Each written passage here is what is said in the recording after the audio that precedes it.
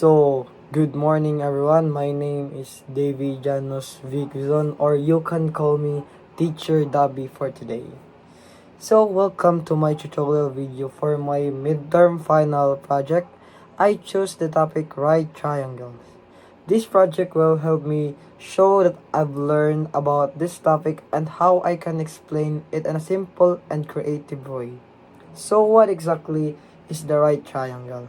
A right triangle is a type of triangle that has one right angle measure exactly 90 degrees. It has the three sides, the two legs which meet at the right angle, and the hypotenuse which is the longest side and opposite the right angle.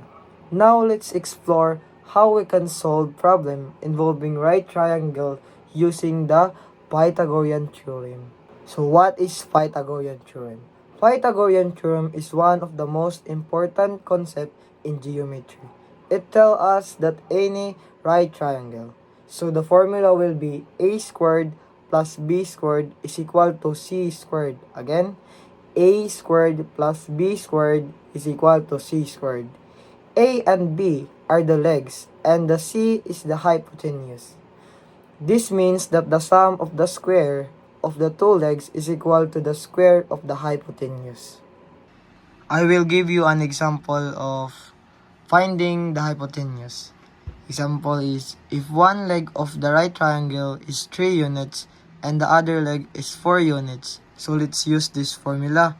A squared plus b squared is equal to c squared. So a will be the 3 and b will be the 4. So 3x squared plus 4x squared is equal to c squared. So 3 times 3 will be 9. 4 times 4 will be 16. So let's add them together. 9 plus 16 is equal to 25. So let's simplify the 25. So will be the 5. So the hypotenuse is 5 units long. So that is the answer of it. So guys, this is the second example and finding a missing leg.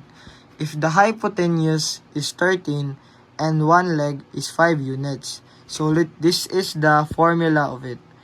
B is equal to square root of c squared and a squared. So let's input it. C is 13 and a is 5. So 13 squared minus 5 squared. So 13 times 13, 169. 5 times 5 will be 25. So let's subtract them together.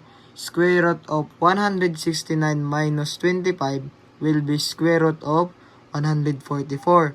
So the square root of 144 will be 12. So the missing leg is 12. So this is the final answer. So that's how I solved right triangle. So remember guys, right triangle are not just for math problem. They are actually used in real life. For example, in construction, engineers and architects use right triangle to make sure buildings, roofs, and stairs are built with the correct angles.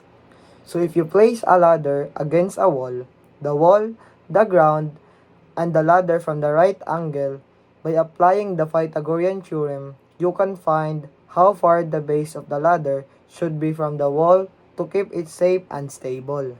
To sum it up all guys, right triangle are more than just a basic topic in geometry. They are actually one of the most useful shape in both math and real life.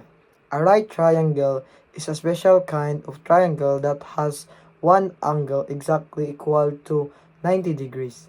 Because of this, we can use different mathematical tools like Pythagorean theorem and trigonometric ratio to find unknown sides or angles.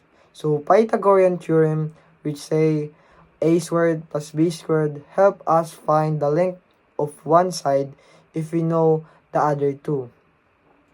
This idea is not just for solving problem on paper.